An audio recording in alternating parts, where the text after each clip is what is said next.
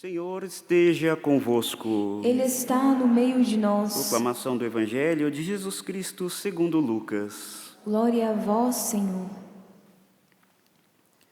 Naquele tempo, disse Jesus aos seus discípulos: todo aquele que der testemunho de mim diante dos homens, o Filho do Homem também dará testemunho dele diante dos anjos de Deus. Mas aquele que renegar diante dos homens será renegado diante dos anjos de Deus. Todo aquele que disser alguma coisa contra o Filho do Homem será perdoado, mas quem blasfemar contra o Espírito Santo não será perdoado. Quando vos conduzirem diante das sinagogas, magistrados e autoridades, não fiquei preocupados como ou com que vos defendereis, ou com que direis, pois nessa hora o Espírito Santo vos ensinará o que deveis dizer. Palavra da salvação. Glória a vós, Senhor.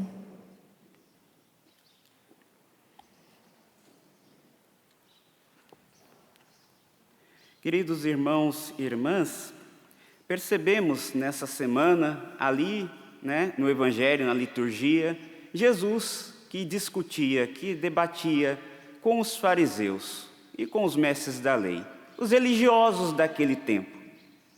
E ali Jesus exortava eles a viverem uma coerência de vida diante daquilo que eles pregavam, diante daquilo que eles sabiam e ensinavam, mas não viviam. A partir de ontem, continuando com o Evangelho de hoje, vemos Jesus falando aos seus discípulos, exortando os seus discípulos também a uma coerência de vida, a um testemunho de vida coerente com aquilo a qual eles eram chamados. Vemos aqui no Evangelho que Jesus exorta eles a um testemunho, a testemunhar o nome do Senhor diante do mundo. E a não ter medo das perseguições que viriam para eles ali no decorrer da sua missão na igreja. Vemos até Jesus falando para eles não terem medo quando eles forem perseguidos, não ficar preocupados, pois naquela hora o Espírito Santo vos ensinará o que deveis dizer. Não temer. É assim que Jesus exortava aqueles discípulos na missão que ele lhes confiava. Com certeza Lucas escreveu, esse evangelho num tempo ali já de perseguição da igreja, nos primeiros séculos. Lucas escreveu esse evangelho por final dos anos 50 a 60 depois de Cristo.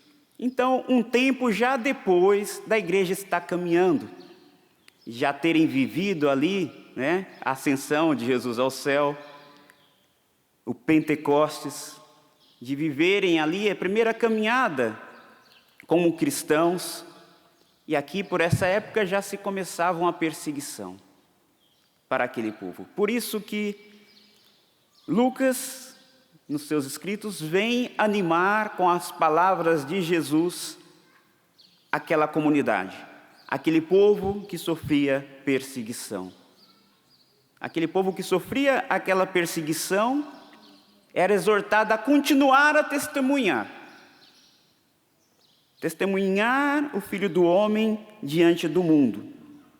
E aqui uma promessa que Lucas deixava para aquela comunidade, as promessas de Jesus, que todo aquele que der testemunho de mim diante dos homens, o Filho do Homem também dará testemunho dele diante dos anjos. Porém, aquele que me renegar de Jesus diante dos homens, será negado diante dos anjos de Deus. É uma promessa escatológica para o fim da vida e dos tempos daqueles discípulos, daquela igreja que caminhava, de não deixar de testemunhar Jesus, para que no céu o próprio Cristo desse testemunho deles diante do Pai. Porém, se eles renegassem a sua fé por estarem sendo perseguidos, afrouxarem-se na sua fé, eles seriam negados no reino dos céus, diante do testemunho que eles não deram, por conta própria, pela própria vontade de recusa da graça da redenção e da salvação que Jesus dá. Por isso que aqui fala da blasfêmia contra o Espírito Santo que não tem pecado, né? O Papa João Paulo II, na sua encíclica Domino et Vivificante, número 46, ele nos fala, resumidamente, que o pecado contra o Espírito Santo consiste na recusa de aceitar a salvação que Deus nos concede. A blasfêmia contra o Espírito Santo é o pecado cometido pelo homem que reivindica o seu pretenso direito de perseverar no mal, em qualquer pecado, e por isso mesmo recusa a redenção. Então, essa encíclica do Papa Santo João Paulo II, Domino et Vivificantem, é até difícil de falar, né? Número 46. Se você quer entender o que é o pecado contra o Espírito Santo, estude mais a fundo esse trecho dessa encíclica para entender. Assim, queridos irmãos, essa recusa consciente do ser humano à salvação de Deus, esse querer se manter no pecado, recusar conscientemente a salvação. Mas, padre, é possível isso? Sim, é possível. Deus nos deu o dom da liberdade. E nós temos a liberdade de aceitar ou não aceitar Deus. E assim podemos negar na nossa caminhada a graça do Espírito Santo, que nos encaminha sempre para o céu. O Espírito Santo que habita dentro de nossa alma. O Espírito Santo que conduz a nossa vida e a nossa missão. O Espírito Santo que nos dá força para testemunhar a palavra de Deus, mesmo em meio às perseguições e às dificuldades que nós enfrentamos na evangelização neste mundo. É certo que o martírio é um dom, é uma graça de estado, é uma graça de momento. Não adianta você falar, sim, eu dou toda a minha vida por Jesus, eu dou toda a minha vida por Deus, né? Tem um exemplo bíblico clássico que é o de Pedro, né? Eu daria toda a minha vida por ti, Jesus, né? E negou Jesus 3 vezes. Não é pela nossa força humana, que quando apertar o calo, muitos de nós vai afrouxar na fé, se não já está afrouxando. Mas é pela graça. Então, nas perseguições, os momentos de luta, de dificuldades na missão, é o Espírito Santo que vai nos capacitar de ir além, de não negar a nossa fé, de persistir no nosso caminho de salvação. Eu tive durante 3 anos e meio vivendo missão na África, né? Claro, não é esse monstro todo que se pinta assim, né? Fazer missão na África. Não é tudo isso que se pensa, nem é menos disso. E tem muitas dificuldades na missão de lá, né? De uma primeira evangelização, de um lugar onde nós cristãos muitas vezes não somos a maioria, né? E dificuldades na missão em si. Não digo nem tanto de perseguição, que tem em alguns lugares. Devemos rezar sempre pelos cristãos perseguidos, principalmente em alguns países que nós conhecemos e sabemos que existe uma opressão religiosa ali. Mas onde eu estava não era tanto assim. Tínhamos até liberdade religiosa para anunciar explicitamente o nome de Jesus. Mas às vezes a dificuldade de você sair em missão para lugares inóspitos, distantes, né? A 100 quilômetros da paróquia ali, de moto, tendo que atravessar rios, grandes rios, né? Com crocodilos, com hipopótamos ali. Eu sou um ser que, natureza, eu tenho os meus medos. Quem não tem medo aqui, né? Principalmente aquele que fala, não, eu não tenho medo, esse é o mais medroso. Todos temos medos e receios, porque somos seres humanos. Mas na hora de ir para aquele povo, me vinha uma força, um ânimo tão grande, que eu não estava nem com medo de passar por aquele rio. Sabia que em algum lugar ali tinha um crocodilo, graças a Deus não enfrentei, não tive de frente com nenhum deles, nem com os hipopótamos. Mas eles estavam em algum lugar daquele grande rio, que nós tínhamos que atravessar ali, por vezes de canoa, mas muitas vezes mesmo a pé, né? Claro que você não vai ficar lá dando bobeira no meio do rio, nós passávamos rapidamente, né? Não podemos dar chance para o azar também, nem abusar. Mas Deus dava graça, né? Se falar para você, vai atravessar aquele rio, tem crocodilo. Eu sei que aqui acho que 90% não teria coragem. Ou iria só para mostrar que tem força, mas tremendo de medo. Mas pela graça do Espírito Santo, pela missão, o Espírito Santo vai em nós. Ele que nos capacita, nos impulsiona a enfrentar as perseguições, as dificuldades e anunciar o nome de Jesus. Nós vemos se anunciar o nome de tantas coisas como fosse o nome de Jesus e não se anuncia especificamente que Jesus é o Salvador, que é Ele que nos dá a salvação e nos deu a salvação pela cruz, pela redenção, pelo seu amor. Anunciamos tantas coisas, meus irmãos, e não anunciamos que Jesus é o Senhor, que é Ele que nos salva. E devemos viver isso. Não devemos negar a nossa fé. Devemos testemunhar. E testemunho de vida hoje é muito mais do que palavras. Devemos sempre pregar a palavra de Deus vivamente. Com as nossas palavras, como o padre está fazendo aqui no púlpito. Ou no tu a tu, como tantas vezes nós tínhamos que fazer lá em Moçambique, e os padres que estão lá, os leigos, fazem. Anunciar explicitamente a palavra. Mas hoje, pelo ambiente que vivemos, por vezes as palavras são tão vazias como as dos fariseus. Se prega, se fala, se coloca fardos nos ombros das pessoas, né, que muitas vezes quem está aqui não consegue carregar. Né, os fariseus da época moderna, né, talvez pode até ser o padre. Por isso, o nosso testemunho de Jesus hoje deve ser com a coerência da nossa vida, com o testemunho da nossa vida, onde quer que nós estejamos, queridos irmãos. Testemunhar que Jesus é o Senhor na nossa casa, no nosso trabalho, nos nossos relacionamentos. Testemunhar que Jesus é o Senhor no WhatsApp, nas redes sociais, não de forma vazia também, que se escreve tantas coisas, né? Eu saí de quase todos os grupos que existem de WhatsApp, porque chega tanta bobagem lá. Isso quando é questão de disputa e questões de pensamentos, né, seja políticos, ideológicos, é tão pequeno. E onde está Jesus?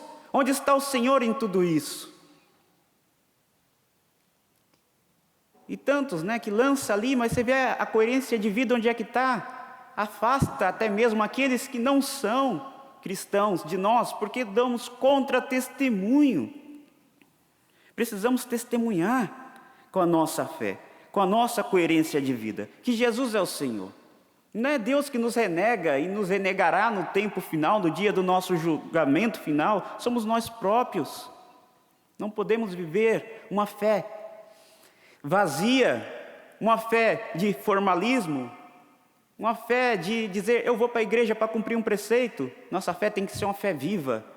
Aqui é o local, a missa, os sacramentos, onde nós nos alimentamos para testemunhar Jesus Cristo neste mundo, que é arrastado pelo paganismo. Devemos viver a nossa fé com coerência, com fervor, queridos irmãos. Vivemos tempos difíceis, sabemos, tantos que ficaram tanto tempo sem poder ir na missa, né? Muitos falavam naquela época, começou a abrir as igrejas, eu tinha saudade de Deus, saudade da Eucaristia, né? Mas tantos que já esfriaram novamente na fé, tantos que já participam da missa de qualquer jeito, né? Nos concentramos tanto nas nossas redes sociais, em assistir algo, em conversas, mas na missa o demônio faz com que nossa mente se distraia. E o pior, né? Tantos que aproveitaram o embalo da pandemia e continuam com a desculpa de não ir para a missa dominical. É um sem vergonha, desculpe-me falar, né? Se quiserem, pode até cortar depois na edição, mas quem não vai na missa no domingo e tem uma paróquia do lado da sua casa, uma comunidade, é um sem vergonha. Eu morei em Moçambique durante 3 anos e meio. Tem pessoas que passam por vezes 2 anos sem receber a Eucaristia, né? A comunidade, a paróquia que nós temos lá, Canção Nova, são 50 comunidades, meus irmãos. Como 2 padres ou 1, como eu fiquei algum tempo lá, vai atender 50 comunidades no fim de semana. Comunidades, às vezes, 115 quilômetros só de moto, no meio do travessão do rio, como eu disse para vocês. Dá para ir 1, 2 vezes. E o povo reza todo domingo, sem Eucaristia. A palavra de Deus, eles comungam aquela palavra de Deus, e quando o padre vai, é uma festa tão grande, uma alegria tão grande de receber a Eucaristia.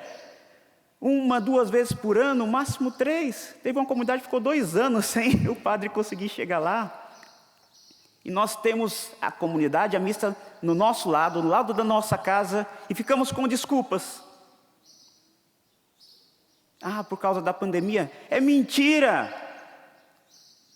Muitos não foram para a missa quando se abriu as igrejas por ser preguiçoso e preguiçosa.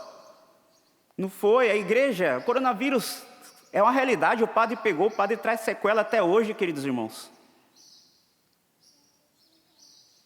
É uma realidade, mas o lugar mais seguro que tinha era a igreja, onde nós ali, o distanciamento, cuidado, mandava fechar, nós fechava aqui, como aqui no Brasil, lá também. Mas eu ficava cismado porque continuava a vida normal. Eu estou falando de Moçambique, eu não sei como era aqui, né? Com certeza era quase a mesma coisa. Os transportes públicos cheios, lá não é ônibus, lá é as vans, com umas 30 pessoas, bares, supermercados. E aí? Então hoje nós temos aberto. Precisamos, na graça de Deus, queridos irmãos, voltar a ter uma coerência de vida. Vir para a Santa Missa. E muitos desses que não iam para o supermercado, para o banco, ficavam zanzando na rua. Isso quanto alguns não iam para os bares, né? Os bares ficavam fechados e davam um jeito de estar ali reunidos. Para a missa não podia ir. Agora vamos voltar. Testemunhar Jesus Cristo com a vida. Buscar uma boa confissão. Tantos que ficaram tanto tempo e se perderam aí, nessa época, né? Voltar à confissão. Fazer uma confissão sincera. Claro, não confessar somente por um momento, por uma empolgação, né? Tantos que confessaram, graças a Deus, pela Quaresma de São Miguel, tantos que estão se confessando aqui na Canção Nova por causa deste acampamento de cura e libertação.